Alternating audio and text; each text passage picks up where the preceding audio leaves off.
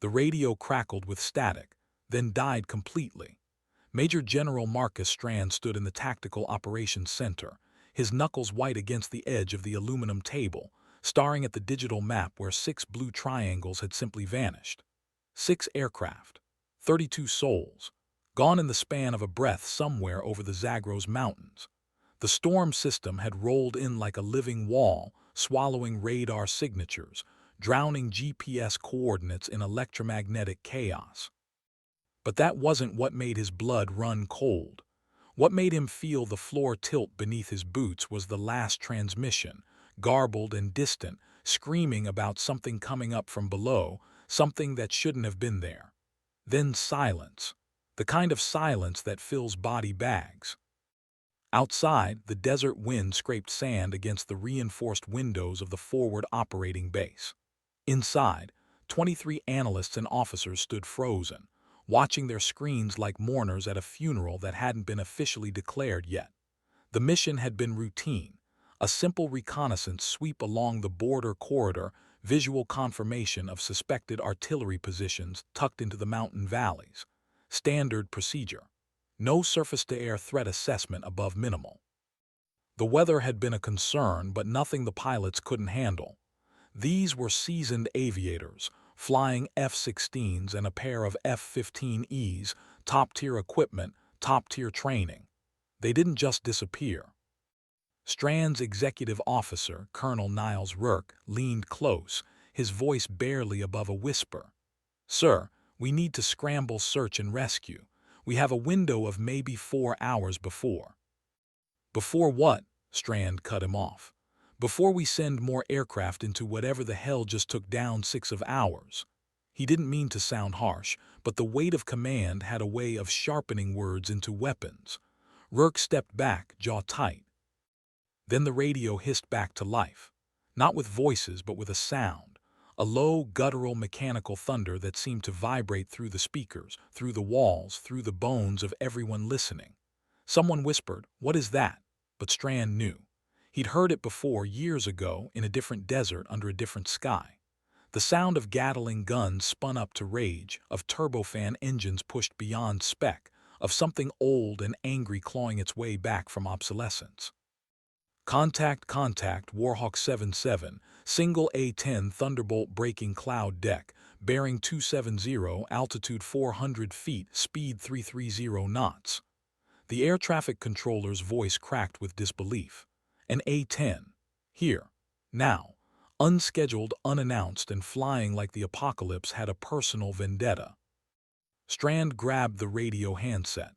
"Warhawk 77, identify yourself immediately. You are in restricted airspace without authorization," static answered. Then a voice, calm and cold as winter rivers. "This is Captain Johar Kincaid. I'm bringing them home." Nobody in that room had heard the name in 3 years. Johar Kincaid, Coulson Ember, the pilot who'd been grounded after the Kandahar incident, who'd vanished into desk assignments and bureaucratic purgatory, who'd been written off as a cautionary tale about pushing back too hard against the brass. And now she was here, flying an aircraft that shouldn't have been airborne, diving into a storm that had already swallowed 6 planes, claiming she was going to bring them home. Strand felt the room's attention pivot toward him, waiting for orders. His mind raced through protocols, through regulations, through the cold mathematics of acceptable loss. But beneath all that, beneath the stars on his collar and the weight of command, something else stirred. Something that remembered what it meant to fly into hell because someone had to. Because leaving people behind wasn't an option. Because sometimes the only thing standing between chaos and hope was one stubborn pilot who refused to accept the impossible. He pressed the transmit button. "Ember, this is Ironside Actual. You are not cleared for this operation. Return to base immediately. That is a direct order." The static stretched long enough that he thought maybe she'd already gone too deep, already been swallowed like the others. Then her voice returned, steady and unyielding. "Negative, Ironside. I've got 6 birds down and a narrow window. You can court-martial me when I land. Ember going dark." The radio clicked off. On the radar screen, a single green blip descended into the red-shaded storm system, into the valley of shadows where 6 others had fallen silent and disappeared from view.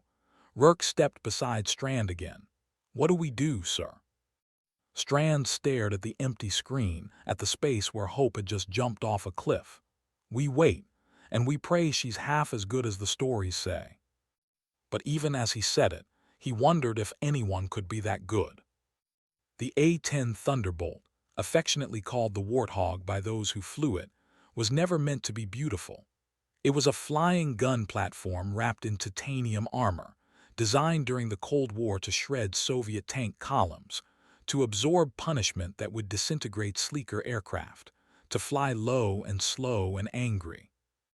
By modern standards, it was obsolete, too slow to survive in contested airspace, too old to integrate with digital warfare networks, too ugly to inspire recruitment posters.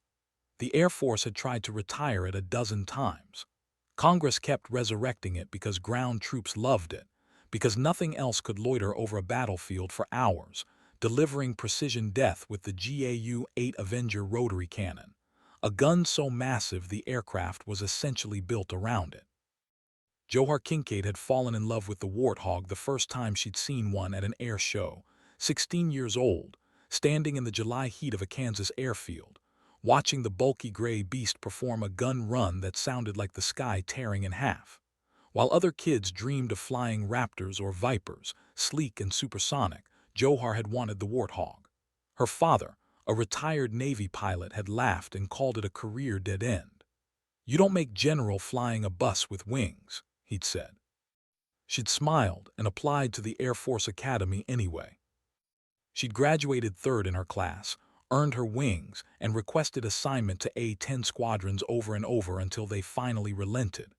The instructors had been skeptical at first, not because she was a woman, those battles had been fought and won decades earlier, but because she was too good for the Warthog. High scores in simulators, instinctive spatial awareness, the kind of pilot who could thread needles at 500 knots. They wanted her in multi-role fighters, in Strike Eagles or Block 70 Vipers, but Johar had wanted close air support. She'd wanted to be the aircraft that shows up when everything else has gone wrong, when the situation is desperate, when you need someone to fly into hell and bring people out. And she was brilliant at it. 3 deployments, 47 combat missions, 11 save confirmations where ground troops would have been overrun without her intervention. She'd earned the call sign Ember during a mission outside Herat, when she'd stayed on station for 6 hours past her fuel window, running on fumes and willpower, coordinating strikes against an enemy force that had ambushed a Special Forces patrol. When she'd finally landed, the crew chief had found scorch marks along the engine nacelles from defensive flares and discovered she'd been flying with partial hydraulic failure for the last hour. "You should have been Ash," he'd said. She'd grinned. "Embers don't go out. They burn slow and they burn long." Then came Kandahar, the incident that ended her flying career and turned her name into a whisper people shared in ready rooms with a mixture of respect and caution. The official report was classified, but rumors leaked like they always do. A coalition convoy ambushed, friendly forces pinned down, command calling off air support because the risk matrix calculated civilian casualties as too high. And Johar Kincaid, call sign Ember, had ignored the stand-down order and made the gun run anyway. 37 enemy combatants neutralized, 0 friendly casualties, and 3 civilians dead in a building she couldn't have seen, couldn't have known was occupied. The investigation had exonerated her legally. The shots were within rules of engagement. The fog of war was thick. Mistakes happen. But morally, politically, the damage was done. She disobeyed a direct order. She'd become a symbol of cowboy pilots who thought they knew better than command, who put their judgment above the chain of command.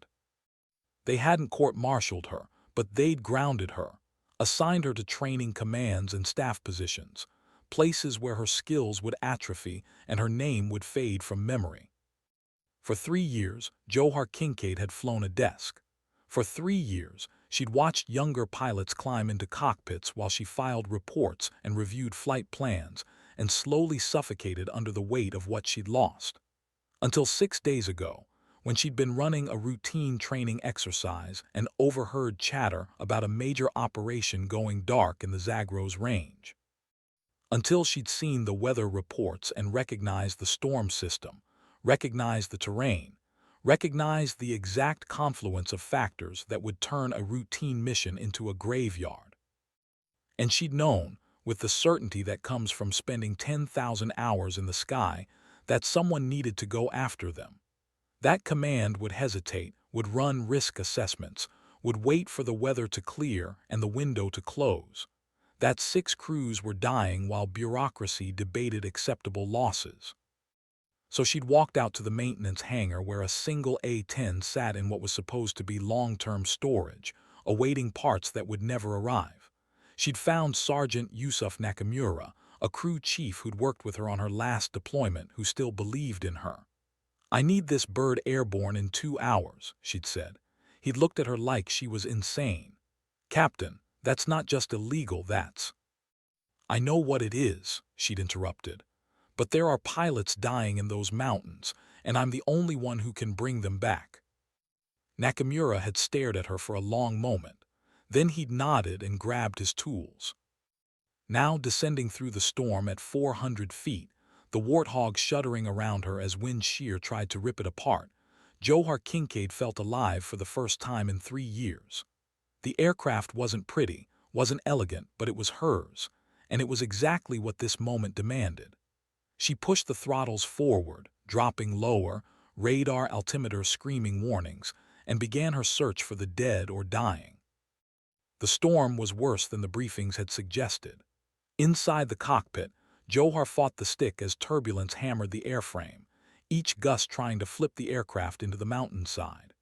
Rain hammered the canopy in horizontal sheets, visibility dropping to near zero. She flew by instruments and instinct, trusting the terrain-following radar, trusting muscle memory that had been carved into her nervous system over years of low-altitude flying. The A-10's engines howled, twin turbofans that sounded like anger given mechanical form. Viper flight, this is Ember on guard frequency. If you can hear me, pop smoke or activate emergency beacon." Her voice was steady, professional, betraying none of the fear that coiled in her stomach. The radio returned only static, the hiss of electromagnetic chaos. She banked left, following a valley that cut between 2 ridgelines, the terrain rising on either side like the walls of a tomb. Her radar showed nothing but ground clutter and weather. The GPS coordinates of the last known position for Viper flight were 4 miles ahead, but in this terrain, 4 miles might as well be 400. They could be anywhere, scattered across square miles of hostile geography, and she was searching blind. The altimeter read 320 feet, dangerously low, especially in a storm, especially in mountains. But she needed to be low to have any chance of seeing wreckage, of spotting survivors, of being close enough to matter. She dropped another 50 feet, the warthog's belly nearly scraping the treetops. Then she saw it, a plume of black smoke cutting through the gray curtain of rain, rising from a ridgeline to her right. She banked hard, G-forces pressing her into the seat, lined up on the smoke source. As she closed distance, the wreckage resolved itself through the rain. An F-16, or what was left of one, scattered across the mountainside in burning fragments. The tail section was recognizable, the rest was twisted metal and fire. Johar's jaw tightened. She keyed the radio. "Ironside, Ember, I have visual on wreckage, appears to be Viper 3, attempting survivor location." She circled the crash site, eyes scanning for any sign of ejection, of parachutes, of life. Nothing, just fire and rain and the empty sky. A flash of light caught her attention, something metallic reflecting through the trees half a mile downslope. She banked toward it, descended further, and her heart kicked against her ribs. Another F-16, this one mostly intact, resting in a small clearing, nose buried in the earth but fuselage relatively whole. And beside it, a figure in a flight suit, waving frantically. Survivor located, Viper 4, one pilot on ground, appears mobile. Her voice cracked slightly, the first hint of emotion breaking through. She circled the clearing, assessing. Too small for extraction by helicopter in this weather, surrounded by trees, enemy territory. The pilot would need to hike to a safer location, and she'd need to provide cover until rescue could arrive. She clicked the radio. Viper 4, Ember overhead. I see you. Stay put, help is coming. She didn't know if the pilot's radio still worked, if they could hear her, but she said it anyway because sometimes just knowing someone is trying makes the difference. Then movement in her peripheral vision, something that made her instincts scream. She snapped her head left and saw them. 3 vehicles, technical trucks with mounted weapons, racing along a dirt road toward the clearing. Enemy forces, responding to the crash, coming to capture or kill the downed pilot. The situation clarified with brutal simplicity. She had maybe 90 seconds before those trucks reached the clearing. 90 seconds to decide if she was willing to cross the line again, to make the call that command would say wasn't hers to make, to pull the trigger and live with the consequences. Johar Kincaid didn't hesitate. She rolled the Warthog onto its side, lined up the gun run and squeezed the trigger. The GAU-8 roared to life, 30mm rounds screaming downward at nearly 4,000 rounds per minute, a sound like the world ending. The lead truck disintegrated, simply ceased to exist in any meaningful form, replaced by shrapnel and fire. The second truck swerved, tried to flee, and she walked the rounds across it with surgical precision. The third truck stopped, occupants scrambling out, and she pulled up, circled, came back around. "Stay down," she muttered, though the pilot couldn't hear her, and made another pass. When she pulled up the third time, all 3 trucks were burning hulks. The dirt road was scarred with impact craters, and the downed pilot was still waving, but differently now, not frantically seeking help, but in acknowledgement, in gratitude. Johar's hands were shaking slightly on the stick. She took a breath, steadied herself. Ironside, Ember, hostile forces neutralized. Viper 4 secure for now, but we need extraction immediately. The response came faster than she expected, Strand's voice tight with controlled fury. "Ember, you are not authorized to engage. You are not authorized to be in that airspace. You are creating an international incident." "Then I guess you'd better send someone to clean up my mess, sir," she replied, and switched frequencies before he could respond. She had 5 more aircraft to find, and the storm wasn't getting any friendlier. The Warthog climbed back into the murk, Johar scanning instruments and horizon with equal intensity. Her fuel gauge showed 60% remaining, enough for another hour of search time if she managed it carefully, less if she had to engage again. The storm buffeted her aircraft, rain hammering the canopy in relentless percussion. Somewhere below, 5 more crews needed finding. Somewhere above, she'd already burned whatever bridges might have connected her to a normal career, a normal life. She didn't regret it, not for a second. The second crash site revealed itself through a break in the clouds, another F-16 inverted on a steep hillside, one wing sheared completely off. No sign of fire, which meant it might have gone down relatively intact, which meant the pilot might have survived. Johar circled lower, searching for movement, for signals, for anything. There, 200 meters from the wreckage, a parachute tangled in trees, still partially inflated and pulling against the branches. And beneath it, a figure struggling to free themselves, caught in suspension lines. Johar's tactical brain processed the scenario instantly. Pilot alive but trapped, exposed, vulnerable. The weather was preventing them from releasing the chute, and trying to cut themselves free from that angle would likely mean a lethal fall. She keyed her radio. "Viper 2, this is Ember, I see you. Hold position, I'm calling in your coordinates." She marked the location on her navigation system, transmitted it back to Ironside.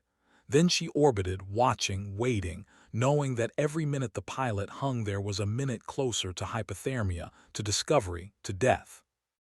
"Ember, Ironside actual," Strand's voice again, and this time there was something different in it, not anger but calculation. We have a rescue flight spinning up, but they can't launch in these conditions. Earliest window is 90 minutes. 90 minutes. An eternity when you're hanging from a tree in hostile territory. Johar checked her fuel again. 55%. She could stay on station for 90 minutes if nothing else went wrong. If she didn't have to engage. If luck decided to show up for once. Copy that, Ironside. I'll maintain overwatch. She settled into a patrol pattern, wide circles around the downed pilot, eyes constantly scanning for threats. The rain had lessened slightly, visibility improving to maybe half a mile. Below, the pilot had stopped struggling, conserving energy, trusting that the aircraft overhead meant rescue was coming. Trust, such a fragile thing in combat. The belief that someone won't abandon you, won't leave you hanging literally and metaphorically, won't decide you're an acceptable loss. Johar had violated that trust once, or so they said, when she'd followed her conscience over orders. But she'd never abandoned anyone, never left someone behind when she could do something about it. 20 minutes passed. 30. The fuel gauge crept downward. Johar's back ached from holding position, from the constant tension of flying in turbulence, from the weight of responsibility. She drank water from the tube connected to her survival vest, ran through her weapons inventory, still had rounds in the gun, still had flares, still had enough to matter if things went wrong. Then the radio crackled, a new voice. "Ember, this is Viper 2. Can you hear me?" Female voice, young, stressed but holding it together. Relief flooded through Johar. "Viper 2, Ember. Lima Charlie, I hear you 5 by 5. Hang tight, rescue is en route." "Copy, Ember. Thank you, we thought nobody was coming." The words carried weight beyond their simple meaning, carried the knowledge of what it meant to be written off, to be considered beyond help. "I don't leave people behind," Johar replied simply. "What's your status? Any injuries?" "Negative major injuries. Ejection was clean, just stuck in this damn tree. Can't reach my knife to cut the lines and the chute keeps pulling me against the branches." A pause. "Ember, I heard the gun runs earlier. You engaged without clearance." Johar smiled grimly. "Let's just say I'm more interested in getting you home than keeping my rank." A burst of static that might have been a laugh. "You're that Captain Kincaid, Ember, the one from Kandahar." "That's me." Another pause, longer this time. "I read your file in flight school, used it for an ethics case study. Half the class thought you were a hero. The other half thought you were a cautionary tale." "What did you think?" Johar asked, surprising herself with the question. "I thought you did what pilots are supposed to do. You brought people home." Before Johar could respond, movement again in her peripheral vision. She snapped her attention left and felt her blood turn to ice. 4 vehicles this time, heavier ones, possibly armored, converging on the area from 2 different directions. And in the sky beyond them, something else. A helicopter, Me-17 by the profile, enemy search and rescue racing to claim the same prize she was protecting. The calculus changed instantly. She couldn't take on that many targets with her remaining ammunition. She couldn't protect Viper 2 from a coordinated ground and air assault, and rescue was still an hour out. She had one option, a terrible option, but the only one that might work. Johar Kincaid keyed the radio, her voice absolutely calm. "Ironside, Ember. Multiple hostiles converging on Viper 2's position, including 1 rotary wing. I am engaging. If I don't make it, tell my father I'm sorry I didn't make general." Then she pushed the throttles to maximum, rolled the Warthog inverted, and dove straight at the helicopter like a hammer falling from heaven. The Me-17 never saw her coming. Johar descended through the storm in a controlled fall, the Warthog's airframe screaming in protest, every warning indicator lighting up her cockpit like a Christmas tree. She didn't care. Physics and fury carried her downward, and she pulled the trigger at 800 meters, the GAU-8 spitting fire and thunder. Rounds tore through the helicopter's main rotor assembly, through the engine cowling, through anything that mattered. The Me-17 shuddered, began to spin. smoke pouring from its turbines, and dropped like a stone into the forest below. She pulled up hard, G-forces graying her vision at the edges, climbed back into the storm before the ground forces could get a firing solution. Her airspeed indicator read beyond the Warthog's recommended limits. Her altitude was dangerously low, and her fuel gauge showed 30% remaining, barely enough to reach base if she left right now. But she wasn't leaving, not yet. She came around for another pass, this time targeting the vehicles. They'd scattered when the helicopter went down, occupants taking cover, setting up defensive positions. Smart, disciplined, dangerous. She picked the largest concentration, lined up, squeezed the trigger. The gun bucked, rounds impacting earth and metal with devastating precision. 2 vehicles erupted in flames. The others retreated, firing wildly into the sky, tracers arcing through the rain like angry fireflies. Something struck her aircraft, a jarring impact that sent vibrations through the airframe. Warning lights bloomed across her instrument panel, hydraulic pressure dropping in the right system, oil temperature climbing. The Warthog had been hit, and while it was built to take punishment, there were limits even to its legendary durability. Ember taking fire, aircraft damaged. She kept her voice level, professional, as if reporting the weather. Still operational, continuing mission. Strand's voice exploded over the radio. Ember, abort immediately. You are ordered to return to base. That is a direct order. Johar glanced down at the forest where Viper 2 hung in the trees, waiting, trusting, believing that someone wouldn't abandon her. She thought about the 3 civilians in Kandahar, about the weight of choices, about the cost of doing what you believe is right versus what you're told is right. She thought about her father's disappointment, about the career she'd once wanted, about the stars on shoulders she'd never wear. And she thought about the 16-year-old girl standing in Kansas heat, watching a warthog tear the sky in half, deciding right then that some things matter more than glory. Negative Ironside. Her voice was steady, certain, final. I've got a pilot down here who needs protecting. Court-martial me when I land, if I land. Ember continuing mission. She clicked off the radio before Strand could respond, checked her fuel, 25% now and dropping, and settled back into her patrol orbit. The remaining enemy forces had pulled back, regrouping, waiting for reinforcements or for her to leave. Neither was going to happen. Below, Viper 2's voice crackled over the radio. Ember, you don't have to do this. You can leave, save yourself. Johar Kincaid smiled, a fierce expression that no one could see. That's not how this works, Viper 2. You fly, you stay. That's the deal. That's always been the deal. 20 more minutes passed. Then 30. The fuel gauge dropped to 15%, well into emergency reserves. Johar's hands were steady on the stick, her breathing controlled, but her mind was calculating range and options and coming up empty. She didn't have enough fuel to make it back to base. Even if she left right now, right this second, she'd flame out somewhere over the desert. The Warthog would become a brick, albeit a well-armored one, and she'd have to punch out and hope rescue could find her before the desert or enemy forces did. But if she left, Viper 2 would be taken, captured or killed.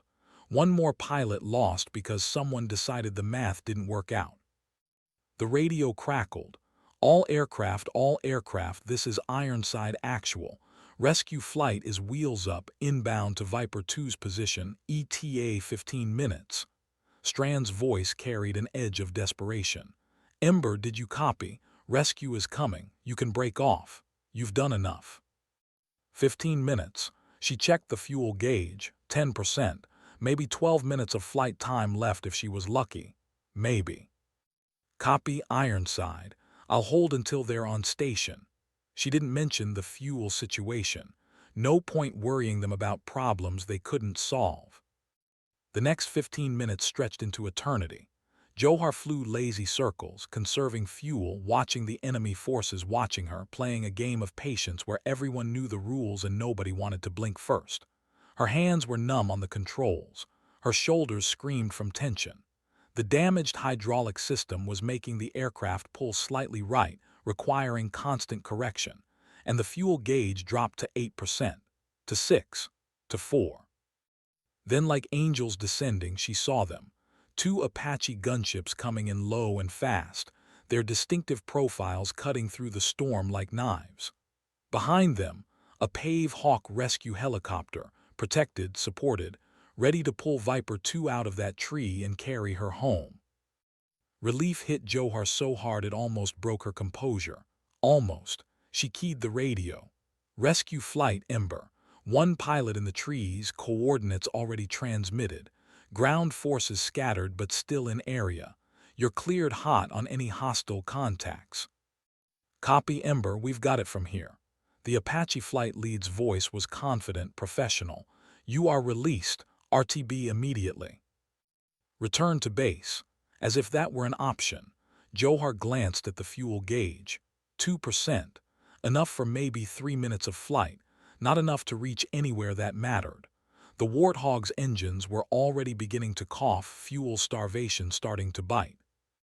She pulled the aircraft into a climb, gaining altitude while she still had power, preparing for what came next. At 2,000 feet, the port engine quit, fuel exhausted. The Warthog shuddered, pulled left, and she compensated, still climbing on one engine. At 3,000 feet, the starboard engine coughed, coughed again. Ironside Ember, fuel exhausted, preparing to eject. Her voice was calm, matter-of-fact, as if she were ordering coffee. The starboard engine died. In the sudden silence, with only the wind howling past the canopy, Johar Kincaid pulled the ejection handles. The world exploded in violence and noise, explosive bolts blowing the canopy away, the rocket motor under her seat igniting with 14,000 pounds of force, acceleration crushing her into unconsciousness even as the seat separated from the dying aircraft, and the parachute deployed above her. The Warthog, that ugly, beautiful machine, tumbled away into the storm, falling toward the mountains below, already breaking apart. When Johar regained consciousness, she was hanging in her parachute harness, descending through rain and clouds, her body one massive bruise from the ejection. Below her, she could see nothing but gray mist and darkness. Above her, the parachute canopy rippled and cracked in the wind, and around her, the storm continued its indifferent fury. She'd saved 6 pilots. She'd probably ended her career. And now she was falling through hostile airspace with no idea where she'd land or who'd find her first.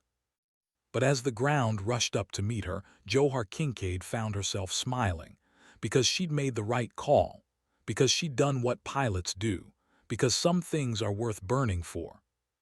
The impact drove the breath from her lungs, pain shooting through her left leg as she hit the ground and rolled, parachute dragging her across rocky terrain before she managed to hit the release and scramble clear. She lay there for a moment, staring up at the storm-dark sky, taking inventory. Left leg definitely injured, possibly fractured. Ribs bruised from the ejection. Head pounding, but alive, mobile, still in the fight. She forced herself upright, ignoring the protest from her leg, and reached for the survival radio on her vest. Before she could key it, movement in the mist, figures approaching, weapons raised. Her hand went to her sidearm, but there were too many of them, and she was in no condition for a firefight. The figures resolved through the rain. Not enemy combatants, American uniforms, special forces by the patches and equipment. The lead operator, a massive man with a graying beard, approached cautiously. "Captain Kincaid." She blinked in surprise. "How did you?" "Everyone knows who you are, ma'am. We've been tracking your ejection beacon since you punched out." He grinned. "Hell of a show you put on up there. The whole task force has been listening on TACnet. You just became a legend." Another operator moved up beside him, younger, carrying medical gear. "Ma'am, we need to get you extracted. You landed about 2 miles inside hostile territory, and the area is getting hot." Johar shook her head, immediately regretting it as pain lanced through her skull. "Negative. There are still 4 more aircraft down. Viper 1, 5, 6, and Viper lead. I need to." "Ma'am." The team leader's voice was gentle but firm. "We found them. 2 more survivors extracted while you were keeping the enemy busy. 2 more." He trailed off and she understood. 2 more hadn't made it, hadn't survived the initial crash or the storm or the wait for rescue. 2 more names for the wall, 2 more families to notify. The weight settled on her shoulders like lead. 4 saved, 2 lost. The mathematics of survival were never clean, never fair, but 4 were alive who wouldn't have been without her. "We need to move, ma'am. Can you walk?"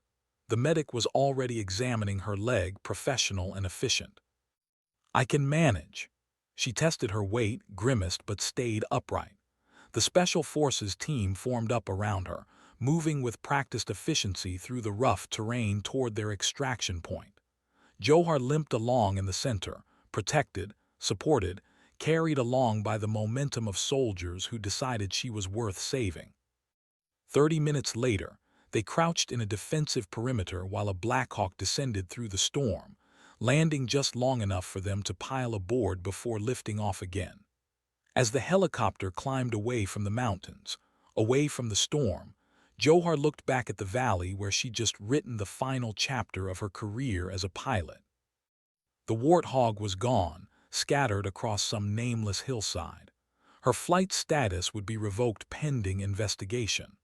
The court-martial was probably already being drafted. She disobeyed direct orders, stolen government property, engaged without authorization, and created an international incident. And she'd brought 4 pilots home.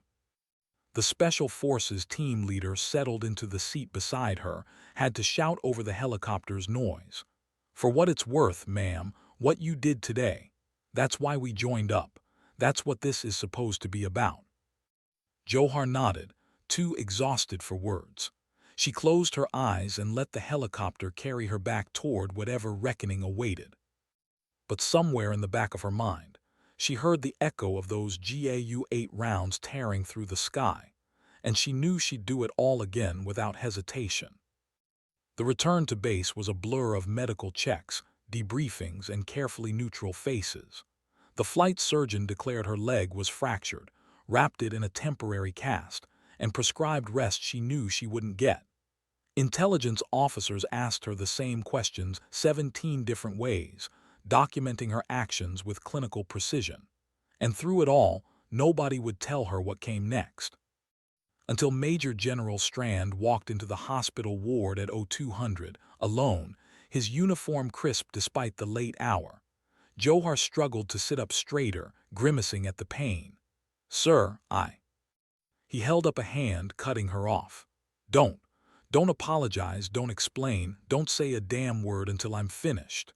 He pulled a chair over, sat down heavily, and for a long moment just studied her with an expression she couldn't read. "You stole a multi-million-dollar aircraft," he said finally. "You violated restricted airspace. You engaged enemy forces without authorization. You ignored direct orders from a flag officer. You endangered ongoing operations and created a diplomatic nightmare that's going to take weeks to untangle." He paused. "You also saved 4 pilots who would otherwise be dead or captured. You held position under fire despite critical aircraft damage. And you ejected into hostile territory, knowing damn well you might not make it out." Johar met his gaze steadily. "I did what I thought was right, sir." "I know you did." Strand leaned back, looking suddenly older than his years. "That's the problem. You did what you thought was right instead of what you were ordered to do, just like Kandahar. And it worked out this time, but that doesn't make it okay, doesn't make it legal, doesn't make it something I can just overlook." "I understand, sir. I'm prepared to accept whatever consequences." "The Pentagon wants to crucify you," he interrupted. "Use you as an example of exactly what happens when pilots decide they know better than command. The State Department is furious. The JAG office has a stack of charges ready to file. You should be heading to Leavenworth." The word hung in the air between them. Should be, not will be. Strand continued. "But then there's the other side. The ground troops who have been flooding social media with testimony about times you saved their lives. the rescued pilots who are calling you a hero, the civilian analysts who reviewed your gun runs and say they were textbook precision despite impossible conditions. And there's the fact that 4 families are going to see their loved ones again because you refuse to accept the acceptable loss calculation. He reached into his jacket and pulled out a small memory drive. This contains helmet cam footage from one of the Special Forces operators who extracted you. In it, you can barely walk, you've got a fractured leg and probable concussion, and the first thing you say is asking about the other pilots. Not about yourself, about them. That video has been watched by half the Pentagon in the last 12 hours. Johar didn't know what to say to that, so she said nothing. Strand stood up, paced to the window, stared out at the darkness beyond. Here's what's going to happen, Captain. You're going to be formally reprimanded. You're going to be fined. You're going to spend several months doing penance in staff assignments while the political storm blows over. Your chances of making major just evaporated. You'll never fly in combat again. Each word hit like a physical blow. Johar kept her face neutral through force of will. But Strand turned back toward her, and something in his expression had shifted. You're not being court-martialed. You're not being kicked out. Because the truth is, Captain, the Air Force needs pilots who care more about bringing people home than about their careers. We need people who will break the rules when the rules are wrong, who will risk everything because it's the right thing to do. We just can't officially admit we need that. He moved to the door, paused with his hand on the handle. The 4 pilots you saved, they're already talking about what you did. Soon everyone will know the story of Ember, the pilot who flew into hell in an obsolete aircraft and dragged people back from death. You won't be remembered for Kandahar anymore. You'll be remembered for this. Sir, Johar's voice cracked slightly. Thank you. Strand nodded once. Get some rest, Captain. You've earned it, and for what it's worth. He met her eyes. If I ever go down, I hope someone like you comes looking for me. Then he was gone, and Johar was alone with her thoughts, her pain, and the knowledge that sometimes the price of doing right is everything you thought you wanted, and sometimes that trade is worth it. The story should have ended there, with consequences accepted and wounds healing. But stories never end cleanly, and legends have a way of growing beyond the control of those who live them. 3 days after the rescue, while Johar was still confined to the hospital, something unexpected happened. One of the rescued pilots, Lieutenant Marcus Vance, Viper 4, appeared on a major news network without authorization from his public affairs office. He told the entire story: the storm, the crashes, the certainty that they'd been written off, and the moment he'd looked up through rain and fear to see an A-10 Thunderbolt descending out of the clouds like judgment itself. I thought I was dead, he said, voice steady despite the emotion behind it. And then Ember came. Captain Johar Kincaid flying an aircraft that shouldn't have been there, that had been sitting in storage, that she basically stole to come save us. She held position over me while enemy forces tried to capture me. She engaged them without support, without backup, without concern for her own safety. She saved my life. She saved 4 lives. And when our aircraft ran out of fuel, she made sure we were all safe before she ejected into hostile territory. He looked directly at the camera. The military is talking about punishing her. I'm here to say that if they do, they're punishing the exact kind of person we should be celebrating. The interview went viral within hours. Social media exploded with the hashtag #StandWithEmber. Veterans organizations released statements of support. Active duty personnel, violating protocol, posted tributes and stories about their own experiences with close air support, with the A-10, with missions where someone had refused to abandon them when the odds turned bad. The Pentagon tried to control the narrative and discovered they couldn't. The story was too good, too compelling, too fundamentally American in its themes of individual courage against institutional hesitation. Within a week, Johar's name was on every news site, every talk show, every military forum. She became a symbol, different things to different people, but always a symbol. To some, she represented everything right about the military: dedication, courage, selflessness, the refusal to leave anyone behind. To others, she represented a dangerous precedent of individual judgment superseding command authority. The debate raged in op-ed pages and congressional hearings, and through it all, Johar stayed silent in her hospital bed, watching her life become a public argument she hadn't consented to. The turning point came when the families of the rescued pilots held a press conference.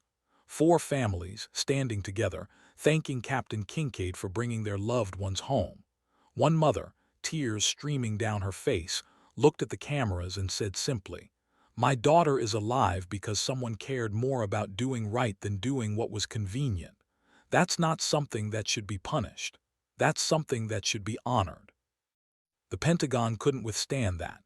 The political calculus shifted, and suddenly the formal reprimand became a quiet administrative note. The fine disappeared. The talk of permanent grounding evolved into temporary restrictions pending review. The machine, which had been gearing up to crush her, changed course and began the delicate work of figuring out how to turn a problem into propaganda. Johar watched all this with a kind of detached bemusement. She hadn't wanted to be famous, hadn't wanted to be a symbol. She just wanted to bring people home. But sometimes the world takes your choices and makes them mean things you never intended. When they finally released her from the hospital, her leg healing and physical therapy scheduled, she found an entire squadron waiting outside to applaud as she left. Pilots she'd never met, crew chiefs who'd heard the stories, officers who decided that maybe, just maybe, what she represented mattered more than protocol. And standing at the front, wearing flight suits despite being grounded themselves, were the 4 pilots she'd saved. Vance stepped forward, saluted formally, and said, "Welcome home, Ember. Thank you for not giving up on us." Johar returned the salute, throat tight with emotion she couldn't quite name. "That's the job," she managed. "That's always been the job." But even as she said it, she knew something had changed. She'd crossed a line, burned bridges, made choices that couldn't be unmade. The career she'd planned was gone, replaced by something else entirely, something uncertain, something that felt both like victory and loss, something that would define the rest of her life whether she wanted it to or not. That night, alone in her quarters, Johar pulled out her father's last letter, the one he'd written before he died 3 years ago, the one she'd carried through deployments and disasters. In it, he'd written, "You won't make general flying the Warthog, but maybe that's not what matters. Maybe what matters is how many people you bring home. Maybe that's the real measure of success." She'd read those words 100 times, but they landed differently now. Her father had been wrong about one thing. She wouldn't make general at all now, Warthog or not. But he'd been right about the rest. The 4 pilots sleeping safe tonight, the families reunited, the operators who trusted her judgment in the worst possible circumstances, that was the real measure. That was what mattered. Johar carefully folded the letter, placed it back in her flight suit pocket, and tried to sleep. Tomorrow would bring more debriefings, more questions, more navigation of a future that looked nothing like what she'd planned. But tonight, she could rest knowing she'd done what she set out to do. She'd brought them home. And in the end, that was all that really mattered. The months that followed were strange, a kind of purgatory between punishment and rehabilitation. Johar was assigned to the Air Warfare Center, technically a staff position reviewing training protocols, but really a holding pattern while the Air Force figured out what to do with an officer who'd become too famous to quietly discard, but too controversial to openly promote. She worked long hours analyzing flight data, updating tactical manuals, consulting on close air support doctrine, all the things that used to bore her to tears but which now felt oddly fulfilling, as if by codifying the lessons she'd learned, she could help ensure others didn't face the same impossible choices. The physical therapy for her leg was brutal. The fracture had been complicated, requiring surgery and months of rehabilitation. Some days she wondered if she'd ever fly again, if her body would even allow it. Other days she wondered if it mattered, since the review board seemed determined to keep her permanently grounded anyway. Then, 6 months after the incident, she received an unexpected summons to Washington. No explanation, just orders to report to the Pentagon in dress uniform. She went expecting the worst, expecting some final administrative punishment they'd saved for when the media attention had faded. Instead, she found herself in a ceremony room, surrounded by senior officers and civilian leadership, while the Secretary of the Air Force read a citation awarding her the Distinguished Flying Cross for heroism in aerial combat. The irony wasn't lost on her, being decorated for the same actions she'd been reprimanded for. But she accepted the medal with grace and the appropriate amount of professional humility.